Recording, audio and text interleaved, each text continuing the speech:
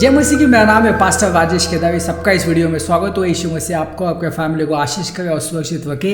भाई बहनों, ये संदेश बहुत ही आवश्यक संदेश है और आज हम अंतिम दिनों के बारे में आज हम जिक्र करने वाले हैं। और जैसे कि पिछली वीडियो में हमने देखा कि पहली घटना जो अंतिम दिनों की है वो है रैप्चर की घटना है। और आज हम देखने वाले हैं कि रैप्चर के बाद क्या होने वाला है। रैप्चर के बाद बाइबल के अनुसार जो घटना होने वाली है वो है ट्रिबुलेशन, जिसको हिंदी में कहा जाता है पीड़ाओं का समय। तो भाई बहनों, मसीह लोग जो है वो पीड़ाओं के समय से नहीं जाएंगे, क्योंकि पीड़ाओं के समय से पहले रैप्चर आ जाता है और रैप्चर से हम जो है स्वर्ग में जाएंगे। और जब कलीसिया जो है जब स्वर्ग में रहेगी तब धरती पे जो है पीड़ाओं का समय शुरू होगा, जो कि 7 साल का होगा। पहले 3.5 साल को कहा जाता है क्लेश काल, और उसके बाद के 3.5 साल को कहा जाता है महाक्लेश काल, जिसको इंग्लिश में कहा जाता है ग्रेट ट्रिबुलेशन। और वो जो समय जो होगा वो बहुत ही भयंकर समय होगा। तो पीड़ाओं का समय जो है वो 7 साल का है, बाइबल में लिखा है। और इसका जो है बाइबल वर्स भी आज हम पढ़ने वाले हैं। तो पीड़ाओं के समय से कौन जाएगा? पीड़ाओं के समय से जाएंगे यहूदी लोग, क्योंकि यहूदी लोग जो है वो जो है यीशु मसीह के ऊपर विश्वास नहीं करते हैं। और 5-10% जो है वो विश्वास करते हैं। कुछ लोग जो है वो मसीह में आए हैं, मगर इज़राइल राष्ट्र एक राष्ट्र के रूप में वो जो है वो यीशु मसीह के ऊपर विश्वास नहीं करता है। अब अभी तक 2025 साल हुए हैं, अभी भी जो है वो यीशु मसीह के ऊपर विश्वास नहीं करता है। और सब घटनाएं जो हुई है वो सब इज़राइल में हुए। यीशु मसीह का जो पुनरुत्थान, यीशु मसीह को क्रूस पे चढ़ाया जाना, यीशु मसीह वहाँ पे पैदा हो गए, सब कुछ इज़राइल में हुआ। तो भी जो लोग वहाँ पे है वो यीशु मसीह के ऊपर विश्वास नहीं करते हैं। दुनिया भर के लोग इज़राइल आते हैं और यीशु मसीह जहाँ पे पैदा हुए, जहाँ पे चले और जहाँ पे उनको क्रूस ऊपर चढ़ाया गया, वो सब जगह देखते हैं। मगर ये जो लोग जो वहाँ पे है वो विश्वास नहीं करते हैं। वो विश्वास क्यों नहीं करते? क्योंकि वो भविष्यवाणी के ऊपर विश्वास नहीं करते हैं। ओल्ड टेस्टामेंट में बहुत सारी भविष्यवाणी देती है यीशु मसीह के पहले आगमन के बारे में, यीशु मसीह के पैदा होने की भविष्यवाणी, यीशु मसीह क्रूस के ऊपर लटकाए जाने की भविष्यवाणी। और जब वो क्रूस के ऊपर रहेंगे तो क्या क्या यातनाएं उनको सहनी पड़ेगी, ये सब कुछ भजन संहिता में लिखा गया है पहले से। मगर वो जो है वो विश्वास नहीं करते हैं। तो यहूदी लोग जो है वो पीड़ाओं के समय से जाएंगे। और उसके बाद जो है वो जो नाम के मसीह लोग हैं, नाम के क्रिश्चियन, जो कि जिनका उद्धार हुआ नहीं है, जो परमेश्वर से जन्मे नहीं है, बॉर्न अगेन क्रिश्चियन नहीं है, जो परमेश्वर को पहला स्थान नहीं देते, जिनको परमेश्वर की बातें अच्छी नहीं लगती, उनको प्रार्थना करना अच्छा नहीं लगता, उनको दुनिया की बातें अच्छी लगती है, उनको दुनिया के पाप अच्छे लगते हैं, वो सब समय दुनिया में देते हैं, परमेश्वर को देते नहीं है। तो ऐसे लोग भी जो है वो पीड़ाओं के समय से जाएंगे। और जो अविश्वासी लोग, जिनको बहुत बार जो है उनको बताया गया था यीशु मसीह के बारे में, कौन है यीशु मसीह, उनका मकसद आने का क्या था, वो जो है वो कोई धर्म बदलने के लिए नहीं आए थे, वो आए थे जीवन बदलने के लिए, हमारे पापों के लिए लहू बहाने आए थे, वो हमें स्वर्ग में ले जाने के लिए आए थे। तो उनको बहुत बार बता गया था, मगर तो भी उन्होंने जो है इसके ऊपर विश्वास नहीं किया। ऐसे लोग भी रहेंगे जो पीड़ाओं के समय से जाएंगे। और ये समय जो है वो बहुत ही जिसको हम कहेंगे टेरिबल समय होगा, भयंकर समय होगा, और जिसमें बहुत सारी घटनाएं घटेगी। जैसे कि बहुत सारे लोग जो है वो इस दुनिया से चल बसेंगे, बहुत सारे अकाल आएंगे, बहुत सारे भूकंप आएंगे। अभी जो हम भूकंप देखते हैं वो सिर्फ 7 और 8 में देखते हैं, मगर उस समय जब भूकंप आएंगे तो धरती के 2 हिस्से होने वाले हैं। बहुत सारे महामारी आएंगी। जो कोविड आया था, कोविड तो सिर्फ ये जो है ये सिर्फ एक ट्रेलर था, मगर जो महामारी आज जो है वो आने वाले पीढ़ियों के समय में उसमें लाखों लोगों की जान जाने वाली है, बहुत सारे तूफान आने वाले हैं। तो ऐसे बहुत सारी घटनाएं होने वाली है पीढ़ियों के समय। परमेश्वर का जो न्याय जो है वो स्वर्ग से धरती के ऊपर आने वाला है। और पीढ़ियों के समय में जो है वो ईसा विरोधी भी होने वाला है। अभी ईसा विरोधी जो है जब तक हम हैं तब तक ईसा विरोधी जो है वो लोगों के सामने नहीं आ सकता है। अभी है कहा तो भी हो सकता है कि कोई वो देश का प्राइम मिनिस्टर हो या देश का प्रेसिडेंट हो, वो है, हमें पता नहीं है। मगर जब कलीसिया ऊपर जाएगी वो जो है वो सबको दिखाई देगा। और वो जो होगा नेता वो बहुत ही जो है पॉपुलर होगा। और दूसरी बात है कि बहुत ही फेमस होगा। और बाकी के देश के जो नेता लोग हैं वो जो है उसको मानने वाले होंगे। यानी कोई भी अगर वो डिसीजन लेता है तो बाकी के जो नेता जो है वो उसके हाँ में हाँ करेंगे। ऐसा वो एंटी क्राइस्ट होगा।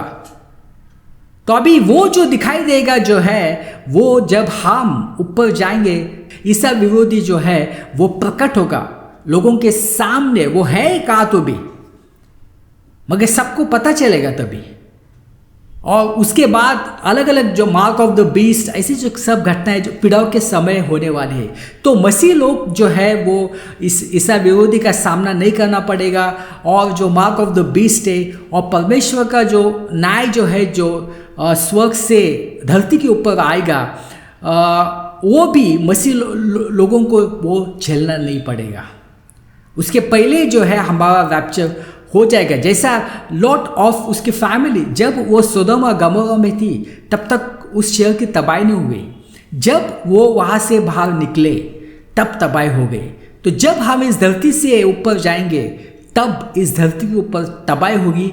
ऐसी तबाही होगी जिसने कभी देखा भी नहीं होगा, सोचा भी नहीं होगा। हालेलुया। आइए कुछ वचन पढ़ते हैं। हम जाएंगे डैनियल 9:27। वो बहुतों के साथ एक सप्ताह के लिए समझौता करेगा, पर आधे सप्ताह के बाद वह बलि और अर्ध को समाप्त कर देगा और मंदिर में विनाश करने वाली घृणित वस्तु स्थापित करेगा, जब तक कि जो नाश का निश्चय किया गया है वह उस पर पूरा न हो जाए। तो भाई बहनों, यहाँ पे क्या होगा? वो जो है वो बहुतों के साथ, यानी वो उसमें इज़राइल देश भी है और साथ में दूसरे देश भी रहेंगे, तो उनके साथ वो समझौता करेगा जिसको कहा जाता है पीस ट्रीटी। और ये जो होगा पीस ट्रीटी यहूदी लोगों के साथ, वो 7 साल का होगा।